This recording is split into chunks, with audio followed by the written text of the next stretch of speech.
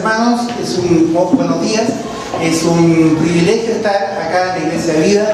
Es una iglesia muy especial para nuestra iglesia. Hemos visto desde el inicio cómo Dios ha estado obrando y qué maravilloso ver el lindo templo, la hermosa iglesia. Recuerdo que este era como la azotea de la casa y ahora cuando entré era un templo muy hermoso, así que estoy muy contento de ver lo que Dios está haciendo. Mes a mes estamos siempre conversando con el hermano Miguel sobre las familias que se están incorporando, cómo están creciendo, y eso es de mucho ánimo ver la mano de Dios obrando a través de ustedes. Son de mucho testimonio para nosotros y esperamos seguir aprendiendo de ustedes. Siempre digo esto cuando venimos a Arequipa. Nosotros somos privilegiados en conocerles y ver cómo Dios está obrando. Son un modelo a seguir y estamos muy contentos. Y como dijo el hermano Miguel, tenemos una linda amistad y estamos como familia. Algunos hermano Lalo también conoce la iglesia ya y nuestra familia. Dios ha estado trabajando en nuestras vidas. Hemos estado desde el año 2007 en la Iglesia Bautista Fe y Dios ha estado, luego nos colocó en el liderazgo. He estado acá en la iglesia por varios años y este año Dios ha estado inquietando nuestros corazones, está moviendo para que salgamos de la iglesia y estamos tomando Dios mediante en el mes de enero una iglesia en Iquique. Entonces estaremos mucho más cerquita y le pido que esté orando por eso. No ha sido una decisión tan fácil de tomar, es un cambio grande, pero pensamos que Dios está dirigiéndonos ahí a poder hacer la obra de Dios y a poder agrandar la obra ahí. Entonces estamos muy animados. Espero sus oraciones, hermanos, que siempre es un camino nuevo por recorrer, ¿ya? Entonces queremos que Dios bendiga ahí el sector. Queremos protegerlo de los hermanos de Bolivia, porque esperamos, capaz en algunos años más seremos bolivianos ahí, no sabemos qué va a pasar, pero les amamos de todas maneras a los hermanos de Bolivia. Entonces les pido que oren por nosotros para que Dios nos ayude a seguir tomando las decisiones y todos los cambios que vienen ahora, el traslado de casa y todo, para que Dios dirija todo aquello. Bien, hermano, puede abrir su Biblia. Vamos a estar estudiando un poquito. Miren la Biblia ahí en el libro de Marcos. Libro de Marcos, capítulo 11. Estaremos viendo una historia bien interesante.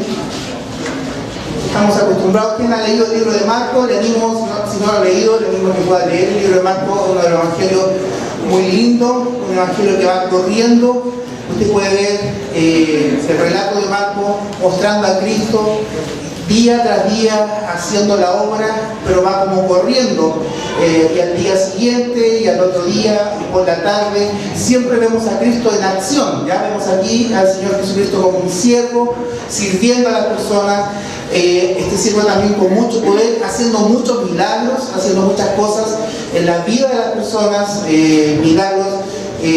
Cuando dio de alimentar a 4.000, luego a 5.000, y también sanando a personas, haciendo muchas cosas, mucha multitud le seguía y siempre teniendo como una actividad rápida, ¿ya? Entonces vemos Marcos muy rápido, a Cristo en acción, con mucha acción, no se detienen en pequeños detalles, sino que va rápidamente Marcos contando la historia. Pero fíjese, lo interesante cuando llegamos aquí al capítulo 11 y el verso 12, es una historia bastante especial, porque aquí está la historia de la maldición de la higuera.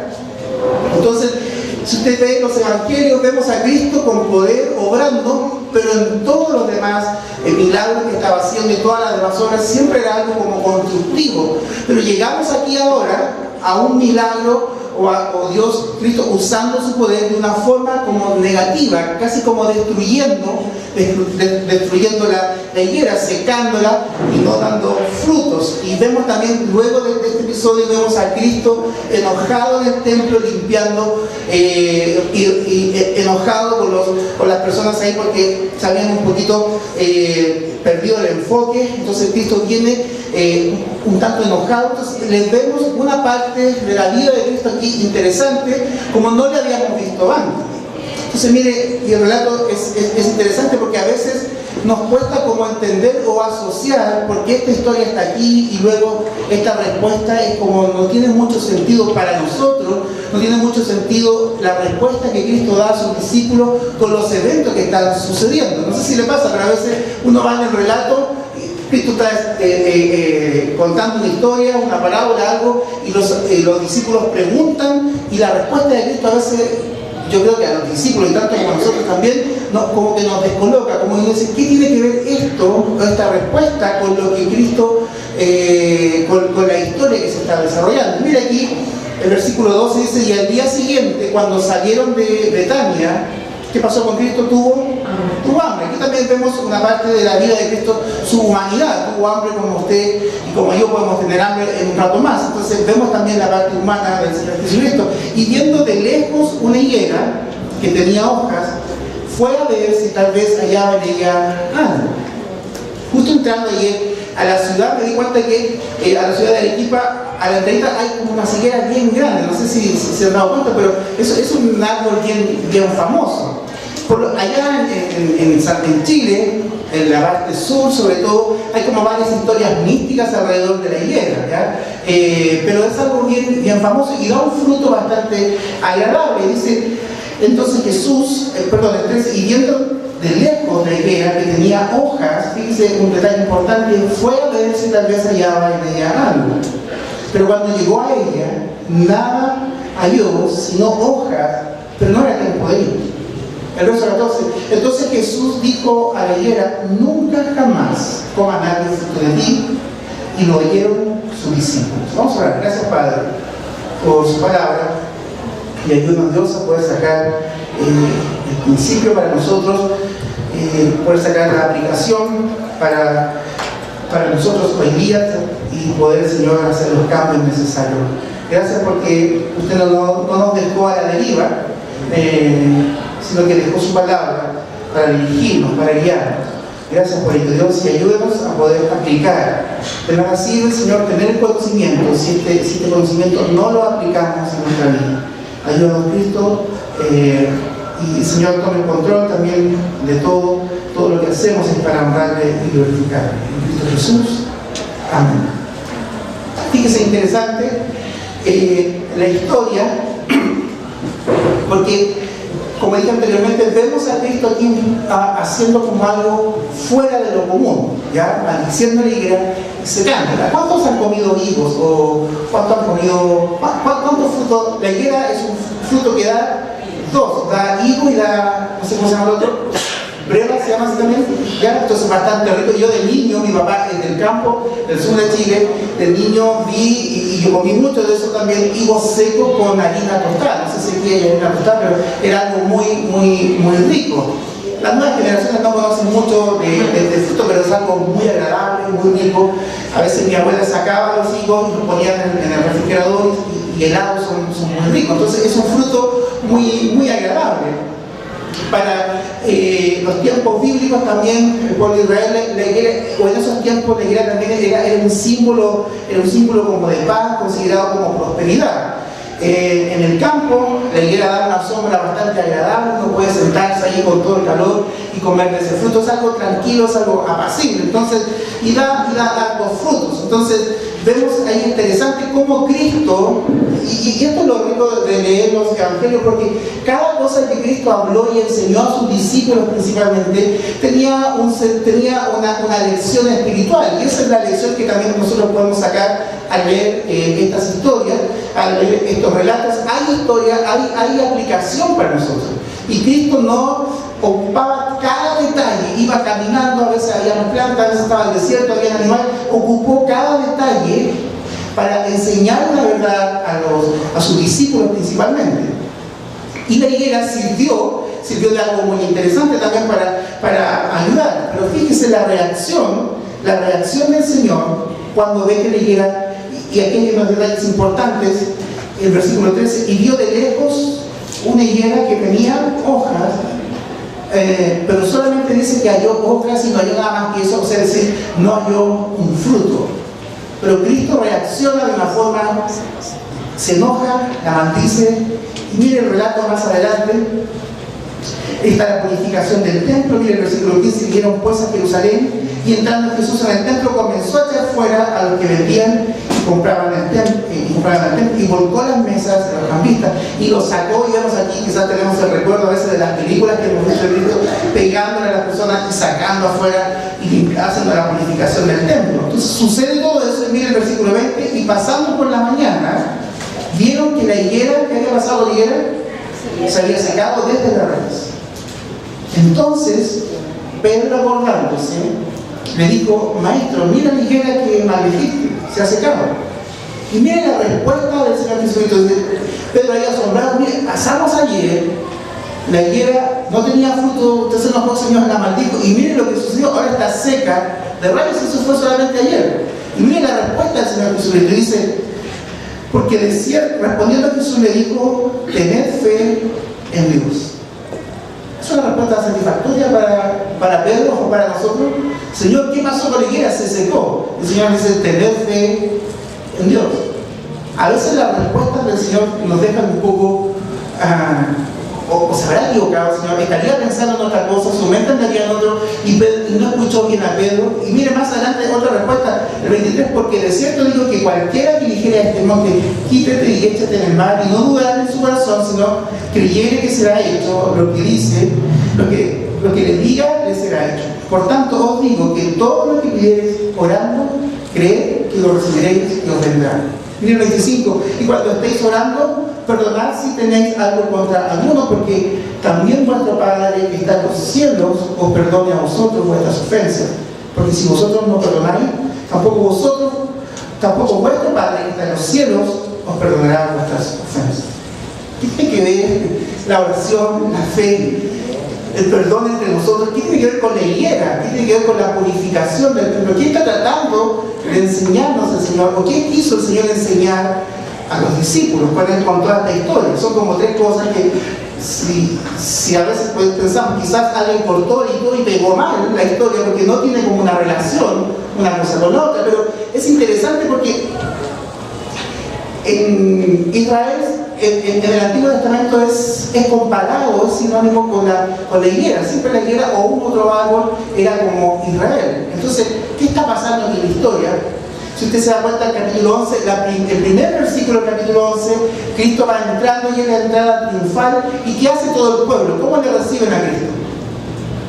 Levantan palmas, levantan hojas y reciben a Cristo. Oh, sana el rey, y le están haciendo un recibimiento como un rey. Recuerdo un poquito la historia, venía montado en un pollino y fue algo espectacular, y todo el pueblo, Cristo venía como en una parte alta y todo el mundo le veía. Entonces fue algo bien interesante. Pero luego viene esta historia. Ahora, cuando Cristo entra y ve el recibimiento, por supuesto Cristo sabía muy bien qué estaba pasando en el corazón del pueblo de Israel. Y esa es un poco la historia, es un poco entender lo que está sucediendo, porque está la comparación con la higuera. ¿Qué pasó con la higuera? Tenía hartas hojas, pero ¿qué era lo que no tenía lo principal? No tenía frutos. Quizás el Señor está tratando de hacer entender a los discípulos: estoy haciendo una radiografía o estoy mostrando un poquito la realidad, la triste realidad del pueblo de Israel. Un poco la esterilidad espiritual. Muchas hojas, mucha apariencia, pero él conocía muy bien sus corazones, no había fruto en sus vidas. El Señor tenía claro que todas aquellas personas que le estaban recibiendo, que estaban como un rey, sabían que una semana más adelante eran los mismos que estaban proclamándole: crucifíquenlo. ¿Puede ver? Entonces, ¿qué pasaba con el pueblo de Israel? Y aquí estamos viendo un poco la historia del pueblo de Israel por fuera, los frutos, lo que la gente podía ver, estaba estéril. No había fruto en el pueblo de Israel, había solamente apariencia. Apariencia es mostrar algo que no es en realidad. Si alguien hace un examen profundo, se da cuenta que no es lo que se dice ser. Entonces, Israel tenía una apariencia de ser algo religioso, sus frutos, las cosas externas no se estaban viendo, pero también su parte interna. La purificación del templo muestra un poco la corrupción interna del pueblo de Israel. Entonces, es interesante ver todo esto. El Señor Jesucristo no fue engañado, sabía la condición del pueblo de Israel y sabía que tenía muchos frutos, o sea, muchas hojas, pero no había algo principal. Fíjese, todo lo que vemos aquí en el versículo 15 en adelante, y mire el versículo 16, y no consentía, el 17, y les enseñaba diciendo: no está escrito, mi casa será llamada casa de oración, ¿para quién? Para todas las naciones. No estaba haciendo una casa de oración, no estaba, Israel había sido elegido para proclamar el Evangelio, para exaltar, para proclamar el nombre de Dios, para exaltar a Dios entre las naciones, para hacer luz, para poder que las personas en el mundo entero conocieran del amor de Dios. Israel no estaba orando, Israel ni estaba preocupado del resto de las demás personas. Estaban llenas de actividades religiosas, estaban llenos del templo adentro, haciendo negocios, haciendo muchas cosas religiosas, pero ¿sabe qué? Pero no estaban cumpliendo el propósito. Con razón, en el mismo libro de Marcos, Cristo tuvo palabras no muy amigables para el pueblo de Israel. Dice: este pueblo es hipócrita porque de labios me honran, pero su corazón, ¿dónde está? Su corazón está lejos. Hay mucho que hablar, tienen mucho que decir, hay muchas hojas, hay mucha apariencia, hay muchas cosas que parecían, hay mucha religiosidad, pero ¿sabe? Israel no tenía frutos, no había productividad, no había resultado.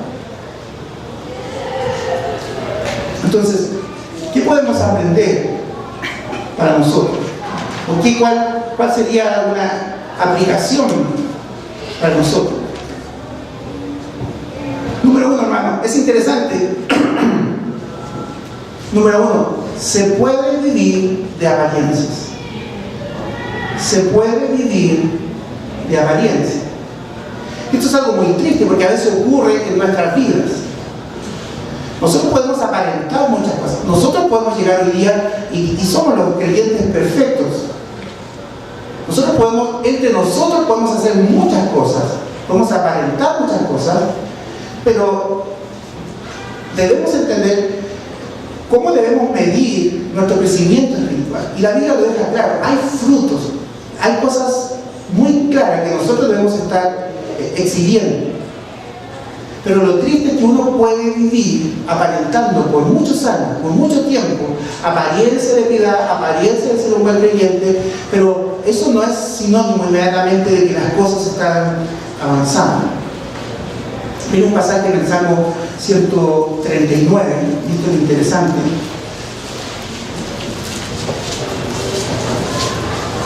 Salmo 139. Verso 1: oh Jehová, tú me has examinado y conocido. Tú has conocido mi sentarme y mi levantarme. Has entendido desde lejos mis pensamientos. Has escudriñado mi andar y mi reposo. En todos mis caminos te son conocidos. Pues aún no está la palabra en mi lengua. Y aquí, oh Jehová, tú la sabes todas.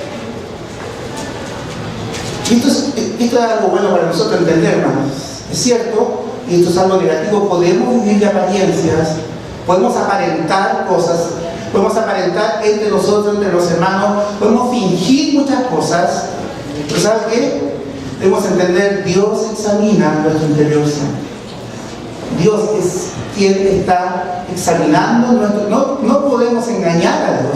Entre nosotros podemos engañarnos, podemos engañar al pastor, podemos tener una apariencia, podemos fingir algo, pero Dios está mirando nuestro interior. Y eso es importante entender, hermano, porque es ahí donde nosotros debemos trabajar y permitir que Dios haga las transformaciones internas en nuestra vida.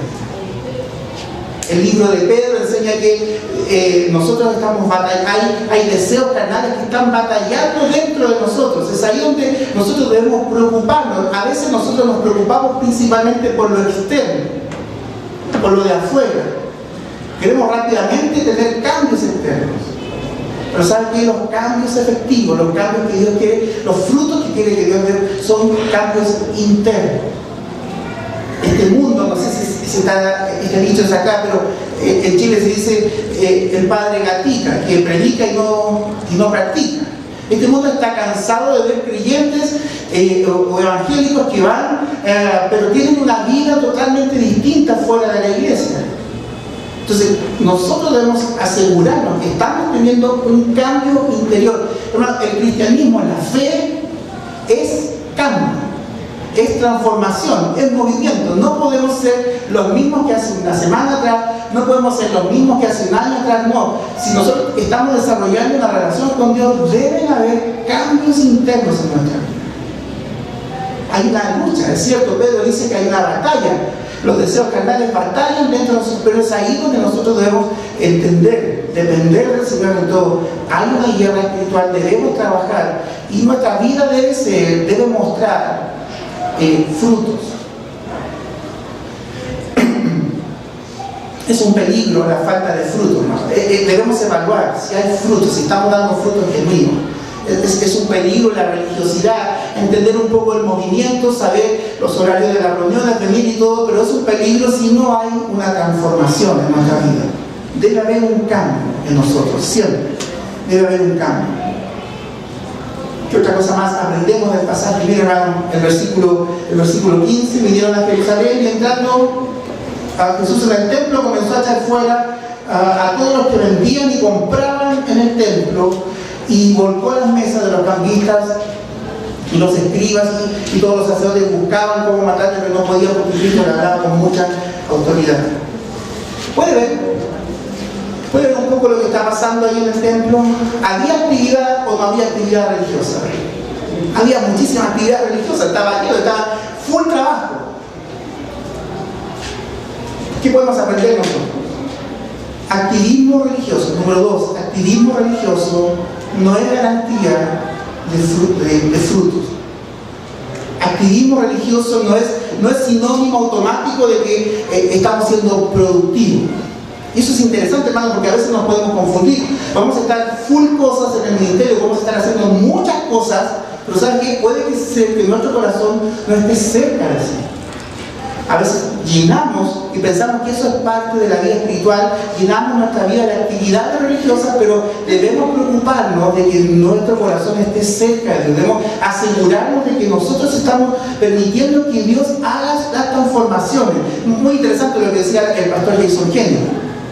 Somos selectivos, queremos hacer cambios a lo que a nosotros nos interesa, como un tipo buffet. Esto me gusta, esto lo tomo, hermano, nosotros debemos asegurarnos de que Dios está transformando todas las áreas de nuestra vida. Por supuesto, hermano, participar de las actividades de la iglesia es lo mejor que nosotros podemos estar haciendo. Una persona que ha sido transformada genuinamente, que está entregando todas las áreas del Señor a su vida, entonces, ¿cuál va a ser el resultado de eso? Vamos a servir, vamos a ser generosos, vamos a estar participando, no vamos a querer estar solamente sentados, vamos a querer estar haciendo muchas cosas. Pero debemos tener cuidado de que nuestra relación esté fuerte con Dios. No es lo mismo, no significa tener muchas actividades religiosas, mucho activismo, no significa automáticamente que hay fruto en nuestra vida. Fíjese la reacción del Señor al ver la higuera. Capítulo 11, verso 13. Y viendo de lejos una higuera que tenía hojas, fue a ver si tal vez hallaba en ella algo, pero cuando llegó a ella no halló sino hojas, pues no era tiempo de higos. Entonces Jesús dijo a la higuera: nunca jamás coma nadie el fruto de ti. Y le oyeron sus discípulos. Aprendemos de la historia. Podemos vivir de apariencias. El activismo religioso no es sinónimo automático de productividad, de tener frutos, pero también vemos en la historia la importancia de dar frutos. Número 3, Dios quiere que nosotros demos frutos. Amén, hermano. Dios quiere que nosotros llevemos frutos, y no, como dice Juan, no solamente un fruto, sino que llevemos muchos frutos. O sea, para Dios es importante esto, a través de nuestras buenas obras, a través de los frutos, nosotros vamos a estar siendo luz. Dios nos ha llamado, Dios llamó a Israel para hacer luz, Dios nos ha llamado a nosotros para hacer luz, para hacer la diferencia, para hacer sal en la tierra, a través de nuestras buenas obras.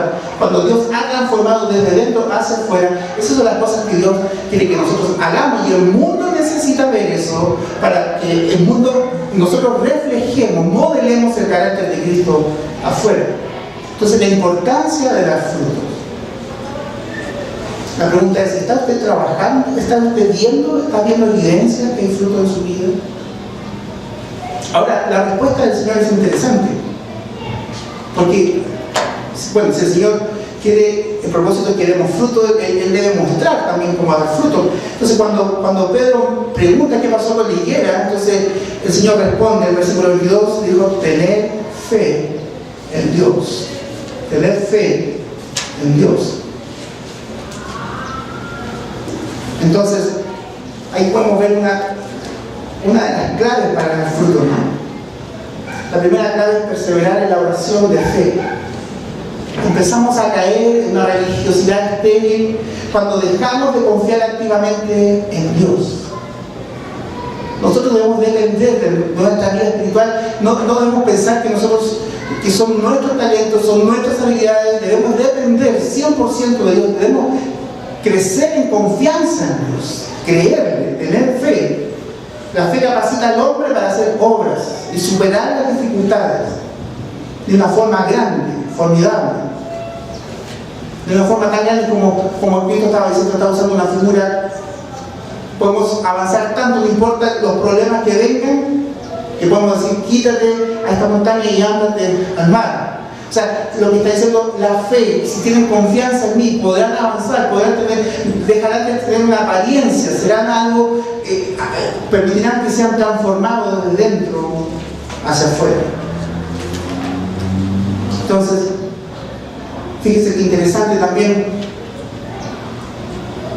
según nuestra confianza en Dios, según nuestra fe puesta en Dios, usted recuerda la historia de Pedro, el Señor le está anticipando, le dice, el diablo me ha pedido para zarandearte, para moverte. ¿Recuerda esa historia? ¿Y cómo responde el Señor Jesucristo? El Señor Jesucristo podría haber dicho, pero yo no te puse y no te va a hacer nada. El Señor le dice, yo estoy rogando por ti para que tu fe no falle. ¿Se da cuenta la importancia de eso? Cuando nosotros tenemos nuestra confianza, hay una fe verdadera, aumentará el grado de paz en nuestra vida. Habrá mucho más esperanza, gozo. Tendremos mucha más disponibilidad a servir a Dios de corazón, confiando en Él. Entonces, es importante, todo depende del poder de Dios en nuestra vida. Cuando comenzamos a trabajar en nuestra vida con nuestras propias fuerzas, dejamos de ser útiles, dejamos de ser productivos. Pero fíjese lo interesante también, versículo 25.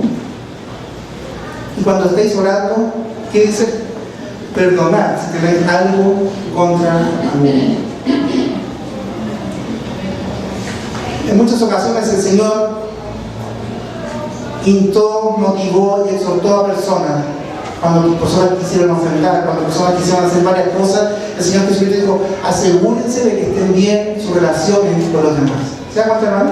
La importancia de tener cuentas cortas entre nosotros, la importancia de llevarnos bien, la importancia de ser genuinos entre nosotros y amarnos como hermanos y tener la capacidad de perdonarnos. Quizás a algunos de nosotros nos falta la fe, no somos tan productivos. Quizás usted tiene mucha fe en Dios y está creyendo en Dios constantemente, pero quizás su relación tiene algo pendiente con algo. Fíjese qué importante. Nosotros debemos examinarnos no solo para la cena del Señor, sino que debemos estar examinando cómo está nuestra relación con Dios y con los hermanos constantemente. Para Dios es importante esto. El libro de Juan habla de andar en luz, de andar en comunión, y también nos exhorta que debemos preocuparnos cómo estamos entre nosotros. Es importante. A veces nuestro crecimiento espiritual no avanza mucho, hay un techo, porque hay algo pendiente, no hay algo perdonado entre nosotros. ¿Sabe? Es sorprendente la cantidad de veces que el Señor exhorta esto. Y esto es increíble porque el Señor sabía que iban a haber dificultades, problemas entre nosotros. ¿Quieren ser productivos? quiere avanzar, debemos confiar mucho en el Señor y tener una buena relación entre nosotros. Lo que pasa es que está hablando la advertencia, lo peligroso de la esterilidad espiritual. ¿Cómo está usted? ¿Está llevando frutos? ¿Está avanzando en su vida espiritual? Usted debe tomar una decisión. Debe evaluar su vida. Y nosotros debemos medir nuestro crecimiento a través de los frutos, a través de las medidas que la Biblia nos dice cómo nosotros debemos crecer. Una pregunta y terminamos. ¿Usted está dando hojas o está dando frutos? Si está dando hojas, es el momento de tomar un tiempo y hablar con Dios y arrepentirnos y preocuparnos de comenzar a dar fruto, que es lo que Dios quiere.